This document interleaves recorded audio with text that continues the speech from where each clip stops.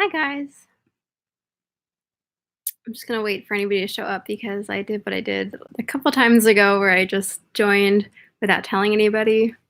So that's exactly what I'm doing now. I'm not telling anybody. I just did a live stream. Hi guys. All right, I see a couple of you guys are here. We'll just wait till it gets a little bit more. I just really wanted to do a super fast live stream just because I'm like in the mood to film, but also like not in the mood to like set up, and I kind of just wanted to say hi for like really quick. I like doing quick live streams because they get very tiring. Um, you're supposed to be studying? Yeah, I feel you. I'm on like a study break, which is why I'm like chatting. I was like, what should I do that's different? As opposed to just sit there and like watch YouTube or something like that. I thought this would be more fun for like a 10-15 minute study break. Um, so what have you guys been up to? I've just been studying for the GRE and going through all of my like I was just doing the math section today from a practice exam that I took on the GRE like website, ETS, I think, .org or something. Yeah, I'm kind of done with that section, and I really just need to move on to the verbal section, which sucks because I'm great at the math section. I'm horrible at the verbal section. I don't know if you realize, but like I'm way more of a sciencey math person. I'm sure that does not surprise you. So I'm not the best at the verbal section, but after this like 10 minutes, I'm going to go back to studying. You have coursework due, but the weather in England is so bad, so achy joints. I totally feel you. I don't know why, like sometimes it affects me and other times it doesn't, but on the days where weather does affect me, it really, really affects me. Like it's a specific type of pain. It's like achiness. I know exactly what you're saying. And whether it usually affects me, but like it makes it very achy, like all over. I totally know the feeling. It is not easy to get work done when you feel like that. Hi, Charlie. You want to come here? Charlie, hi, baby. Come here. Come say hi. Yeah. He and I have conversations a lot. It's usually one-sided, you know. He's not really telling me much. You have a ton of work due tomorrow, and your sister's puppy is not helping. Oh my gosh. Yeah, I am sure having a cute puppy in the house is not going to make you do your homework. But how nice is that? Honestly, I love dogs so much. And I do have a dog, but he's at my dad's house, so I see him like a handful of times a week, but I'm not there like, yes. What's the problem, Charlie? Ugh, poor Charlie. He's sick, which really sucks. Anyway, I'm a big dog person more than a small dog person, and my dog at my dad's house is actually a small dog. I love him so much, but like I'm just a big dog person. So, yeah. Um, you're getting ready to start school again. Yes, second semester. So am I. Like I have my biology class starting next Tuesday, and I have an online statistics course. And anything else? I'm like doing the GRE stuff. You just had a deep muscle massage. Oh my gosh, those help me so much. I wish so badly that like massages could be regularly covered by insurance. I mean, I know that's like a ridiculous request, but to be honest, it really does help my muscle tension and pain because a lot of my pain comes from muscles as opposed to from joints, though a lot of my pain is from my joints. It's just that like, I guess joint issues can lead to extra muscle tension. And so I definitely like feel so good after a massage for like a handful of days. It definitely helps me. So I'm really glad you got yourself a massage. Um,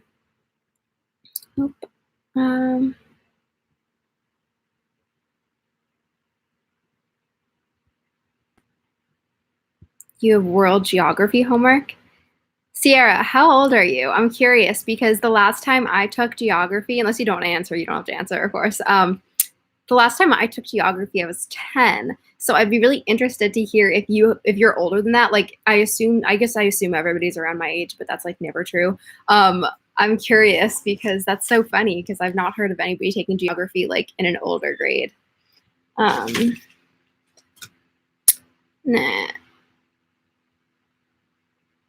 I'm assuming you meant he won't stop climbing on you and biting you. I love that. Let's see. Do I have issues with my kidneys? I don't have issues with my kidneys. I'm really sorry to hear, though, that you've been having issues because that sounds really scary.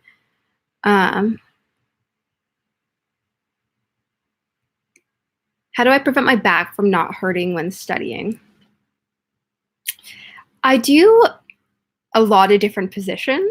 Like, I'm a frequent mover. If you saw me studying, like you would be, if you like, I don't know, you would just notice that I move a lot.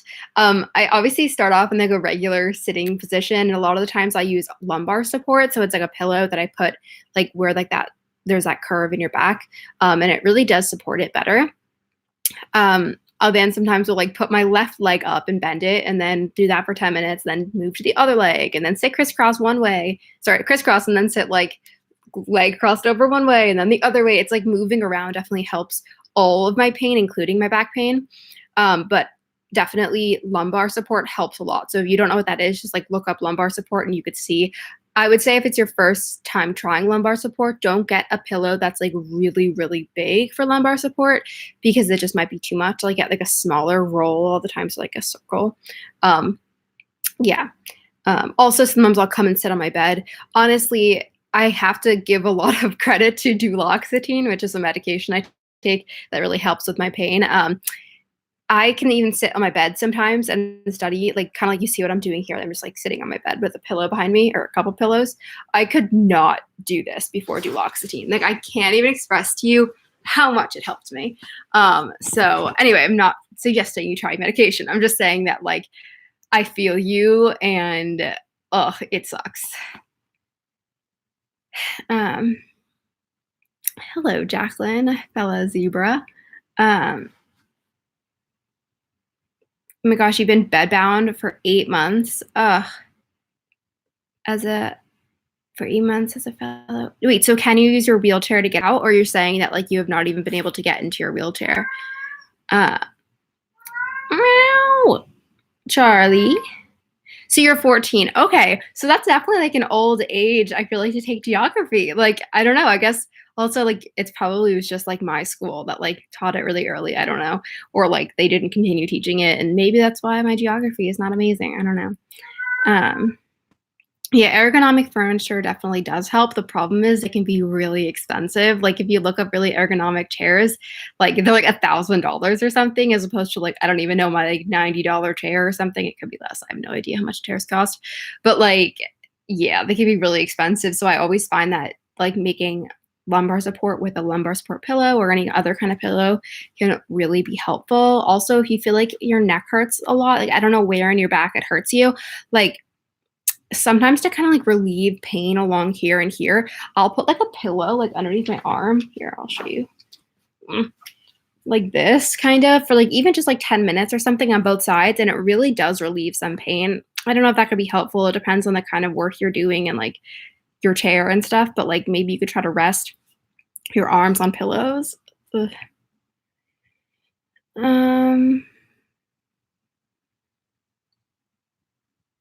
So you're taking like more advanced geography. Okay, I assume so. I assume it was not basic. How many hours of sleep do I get? I usually say like 8. I mean, it obviously depends on the day, but I'll get between 7 and 9 on average. Tips on stopping neck pain in school. I literally have no tips for you because my neck pain is horrible. That's like literally my neck and jaw are the worst types of pain that I have. Like, I really just wish I had great tips. What I do is when I get home, I have like a bunch of different things that I'm able to do to help it a little bit. Like each one helps a small bit, which is fantastic. But it's hard. It's really, really hard. And it's so distracting. Like to be in class and having your concentration just pulled away from you because of this pain. And it's like, I understand like you learn to function through pain, but that doesn't mean your attention's not being pulled away. So like, I mean, one thing I try to do like a little bit that can help is just kind of like bring my head back. Like people say this, pretend that there's a string attached right here and just pull it up. So you go back and up a little bit. I know I'm somebody who typically likes to like jump my head forwards and leave it there, which is like not ideal for the neck. And I'm sure it contributes to some degree to my neck pain. I wonder if maybe you do the same thing. So maybe try to like sit up like that. But I wish so badly I could give you like fantastic tips, and I just really don't have them. Another, I guess I can say one thing is if you know you have certain things that help you even just a little bit to bring them to school, especially if they're like easy to carry around. So like I have Voltaren, which is I think also called I forget. It's like this. It's like a topical NSAID, so I can rub it on my neck. Sometimes I do that if it starts to really hurt, and it can give me a little bit of relief. It's not great, but I also like Advil helps me a lot with because a lot of my pain, if not all my pain in my neck, is actually muscular pain. So like Advil does in fact help that type of pain. So sometimes I'll take Advil if it's like really bad. Um,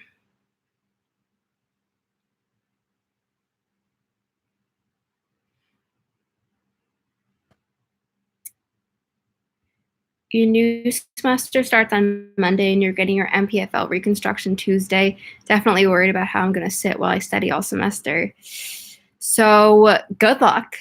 I had, I'm sure I had MPFL. I had something else too, though. So if you ever watch my videos, I think mine, like my recovery would have been more delayed. So because the tibia like made it longer, does that make sense? So I think that if like I probably, I'm trying to say like it won't be probably exactly the same that like my recovery was. It'll be probably really stiff for a while. Best advice, if you're asking for advice, is to bring something with you so that you're able to straighten your leg. So like a block or like a backpack, probably not backpack, like something like a ball, like a big ball, like I don't know, just something to keep your legs straight while you're studying because like it definitely gets really, really stiff. To be honest, like I don't think that the surgery itself and the recovery were very painful. They were painful, but it was not that bad. It's really just like the like discomfort, stiffness, and like limited motion. So I would definitely like try to find solutions and know like exactly the types of environments that you'll be sitting in the sense of like, can you grab something from the classroom to like put underneath your foot? You could talk to your teachers. I don't know, but I'm sure that there are ways that you'll be able to like straighten your leg and put it on something. I think that'll help dramatically. And ice constantly, including while you're in class. If you need to during the day, you could bring it really sucks because it's wasteful and it's expensive, but if you needed to, you can get one of those ice packs that break. Or maybe if you have a school cafeteria, you could also go there and get some ice. Like you can ask somebody in the back if they don't have it up front, like, hey, can you fill this up for ice? Like with ice for me or something like that. And I'm sure you could do that every day. It's just ice. And like, oh my gosh, it helps so much. Good luck. You got this, Abby. You love duloxetine and pregabalin and tramadol. Oh my God, I sound like a druggie. No, I understand. Like medications that help you, like it just gives you back your quality of life.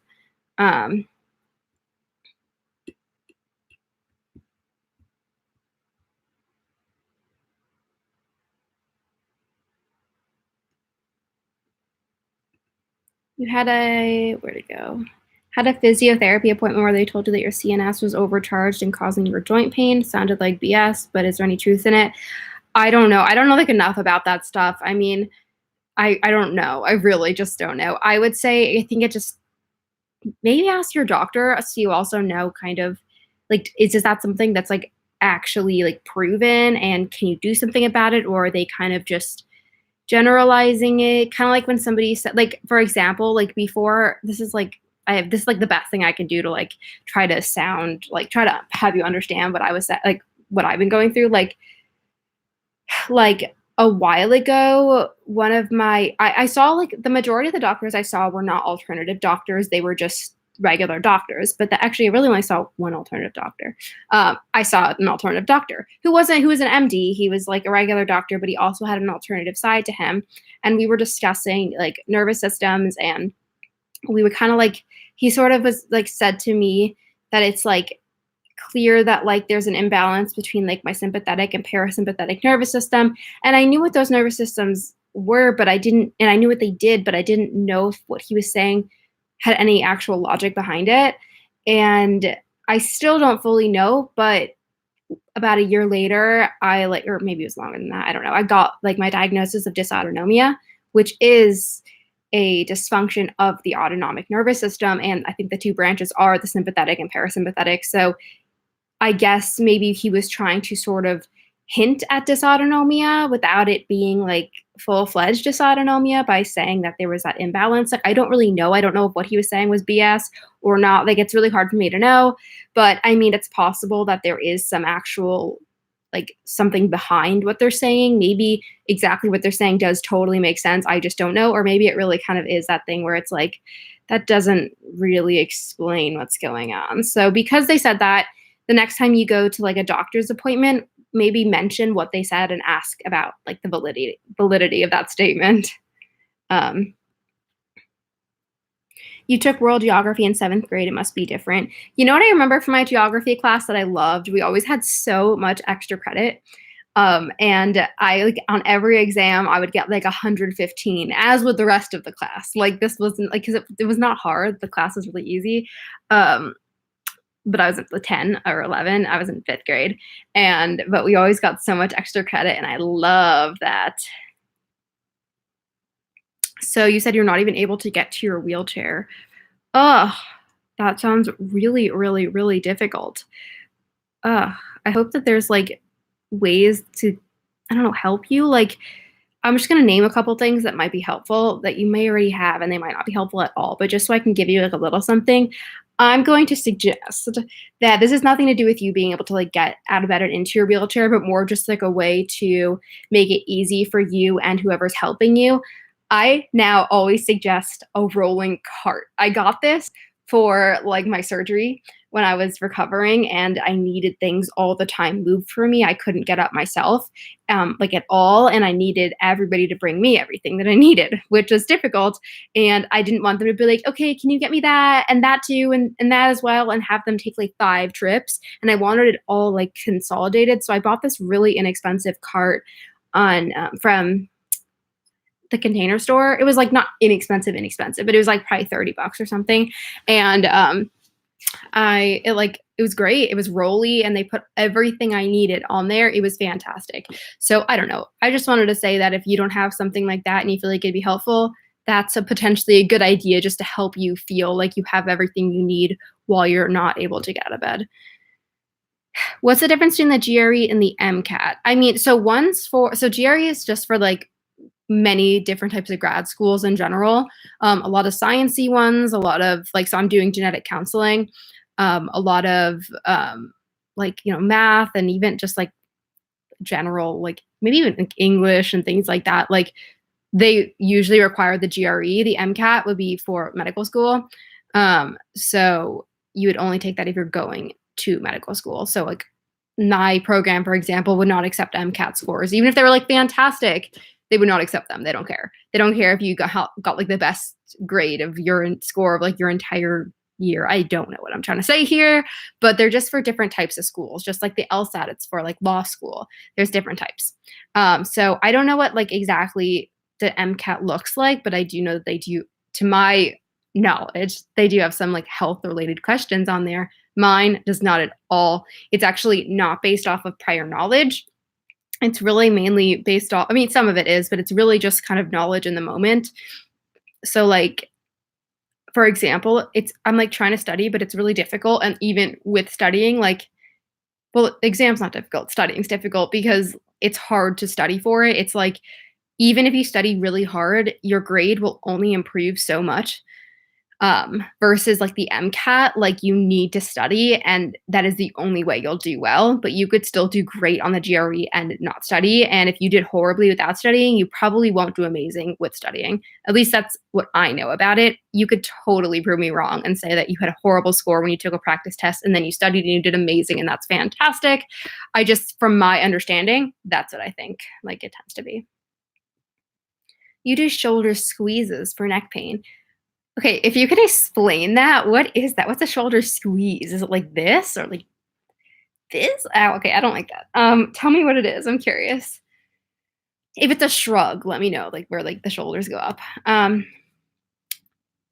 If heat helps with pain, you can get these one-use heat packs that last up to 4 hours. Oh yeah, I've actually used those before. They help a little bit. They tend to just sort of, I don't know, I find them kind of annoying, but you know what it is? I just have never found one that's like flat or small. I feel like they're always really big. And that's my problem, because it's like, even if a big area needs to be covered, I'd rather put a bunch of small ones than like a big one, because it's just like bulky and it's annoying. But I was thinking about trying out different like heat ones in a video, similar to how I did the trying out different pain patches in a video and then like reviewed them all. So maybe I'll do that. Do I have Chiari? I don't think I've heard you talk about it, but If you have it, could you maybe explain it? I actually don't have Chiari. But I mean, I kind of know what it is. I'm probably not the best source. I don't. I can. Okay. I think it's sort of like your brain. The end bottom of your brain is sort of like too low. I'm great. Aren't I so knowledgeable? I don't know. I used to think of it as like your brain falling out of your head, but that's like not actually what it is. Um, but I've heard it can cause horrible symptoms. Um, you've been out once or twice, but you keep getting different information, so you're now just in bed constantly and having to wait on carers to come in and help me with your day-to-day life. Ugh, that's really horrible. So it sounds like you don't even know what's going on, or like right now your care isn't the best. So that is really hard. I hope that like you have home health or something like that they could help you. I don't know. Like that's really difficult. That sounds like really, really difficult. Have I tried dry needling? No, I've been interested in trying it, but I'm nervous. I think it's supposed to really hurt, and I don't know. It's possible that I'll try it one day and like just see, but honestly, I don't know if that's something I'm gonna ever try. If I do try it, I'll let you know if it works.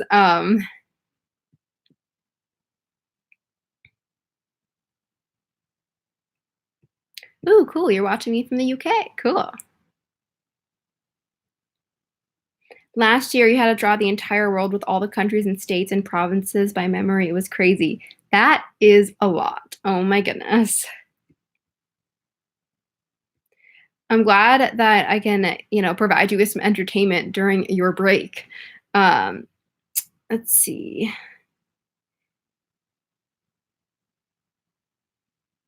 You're still recovering from your first session of physical therapy. I feel you. Sometimes physical therapy gets me good, like bad good, but good. You know what I'm saying?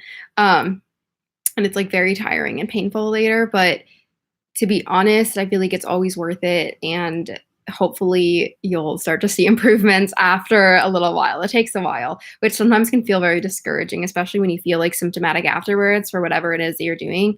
But I do think that PT is a great thing. By the way, I'm going to end very soon. Just I'm getting tired. I don't want to tire myself out during my break from studying. Hello, all the way from South Africa. You also struggled with the conditions without much awareness, thoracic outlet syndrome. You also try to spread awareness. Oh, good. I'm so glad to hear that. That you also try to spread awareness, especially in South Africa. I feel like a lot of people, I don't know, maybe don't know about it there. I don't know. That's a stupid generalization. I don't know. But at least, I don't know. That's great. Do genetic counselors work in hospitals or by themselves? It really just depends on the person. Um, it's crazy right now. It's like a really, really needed job in the sense that like there's like apparently for everybody who graduates, there's like 3 jobs. So it's sort of you can do whatever you want. They work in hospitals a lot of the times, and they work in other settings as well. Sorry, I'm trying to get comfy here. Ugh. They work in other settings as well, but hospital is a very common setting for them. Sometimes, like I don't fully know everything. I really need to learn more about it, um, like where exactly they work because it's not always in the hospital. But I don't know what I would be doing. But I'm sure I don't need to, and I'm sure I could. But I think it's like okay, I have spoken to somebody about this. I feel like 60% or something like that of genetic counselors work at like in hospitals. You got a personal trainer who specializes in hypermobility. Oh, wow. That's really helped me to build some strength around your joints and has reduced major dislocations. That is fantastic. I'm so happy to hear that. I mean, if you're able to exercise, for a lot of us, exercise is really great and it can just be super difficult. So, I'm really glad to hear that like you're doing some personal training. And I think it's so important that whoever you're working with knows about hypermobility. Like you do not want to mess with your joints at all. You want to do things that you know are safe.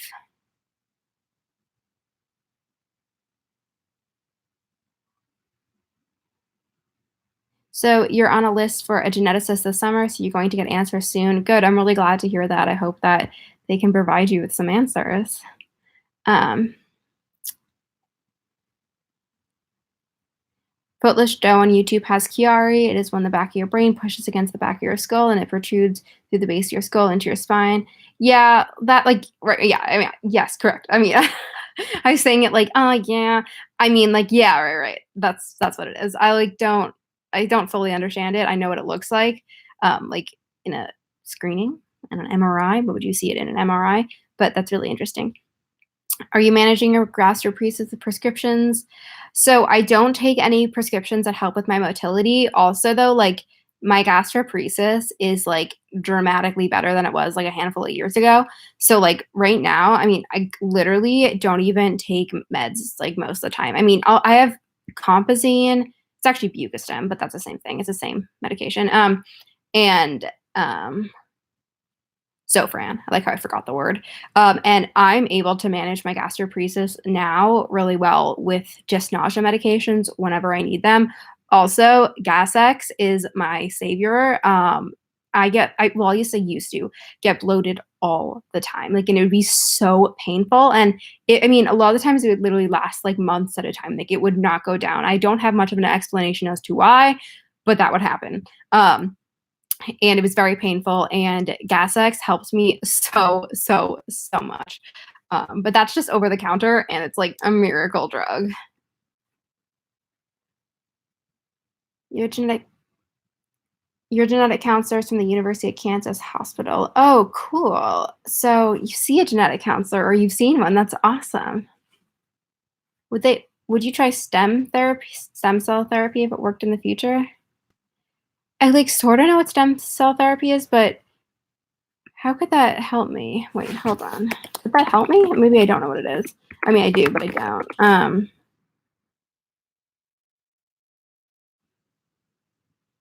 So you're saying 'cause it would help the tissue? I don't know. I really like. I really have no way to answer it until like it would. You know what I mean? Like once if they discovered a way that I could help and they exactly explained how and like what it would do, then I mean maybe. And it depends on how common it is, how expensive it is, how accessible it is, how frequent I would need to do that, how safe it is. Like there's so many factors that I would need to consider.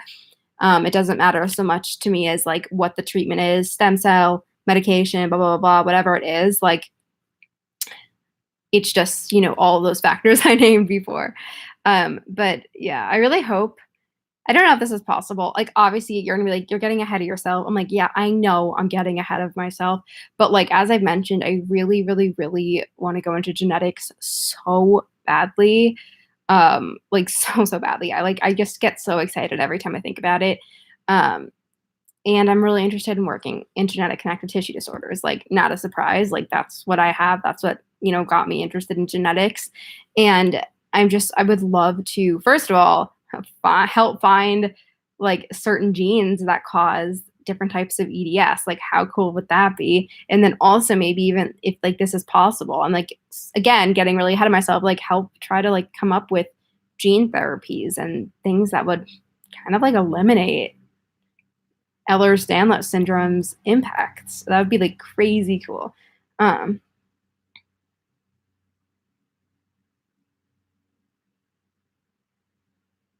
I've never heard of methotrexate helping EDS, and I have absolutely no idea how that could help EDS because it's nothing to do with like your immune system or anything. So I wonder what your doctor is getting at. I do read a lot of literature about EDS, like on like Google Scholar, like new studies. Um, and I've never seen anything on that before. I wonder what the deal is. I will look it up later. Also, I have to like make sure that what study you're looking at is like really a good one because not every study you look at is going to be a great study. The design might be bad. You have to see who's funding it. You have to see who's doing it. Do they have any, personal connection to whatever they're testing? If it worked, are they going to financially, do really well financially? Things like that. There's so many factors too. So anyway, what I'm trying to say is that I will read up upon it and see if I can find something and also check what I would see as like how good the study is. I don't know. Okay. Um,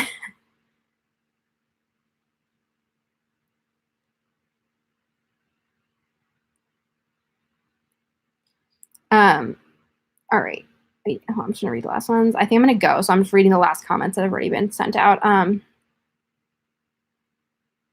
You're doing a medical sciences degree specializing in genetics. Ooh, cool. Hoping to go to genetic counseling because of you. You helped me discover I have EDS and get the help I needed. I want to do that for others. Oh my gosh, that's so amazing. I love hearing that. That's so, so awesome.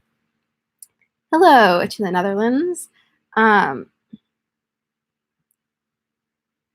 if I find a cure for EDS. I mean, that would be pretty cool. Like, what? That would be insane. Like, obviously, that would just be insane. But it's not like insane things happen. So, like, there's treatments that come out all the time. Like, how crazy would that be? Cure? Oh my God, good. I'm so glad you like your Ember Wave. I love my Ember Wave so much, especially now that it's like winter time. Whenever like I'm leaving and it's like really, really cold, or I get that like temperature change, that shift really easily. Like when I like walk outside and it gets suddenly really cold, or I walk back inside and I'm like dying, like it helps a lot. Okay, guys. I'm about, yeah, no, I know. I heard you say, yeah, it's your doctor that brought it up. I'm just so confused. I've just never heard about anything like that, and I have no idea how that could help, but I'm really curious. Okay, I'm gonna leave. Oh, cool. My mom just got home. Bye, guys.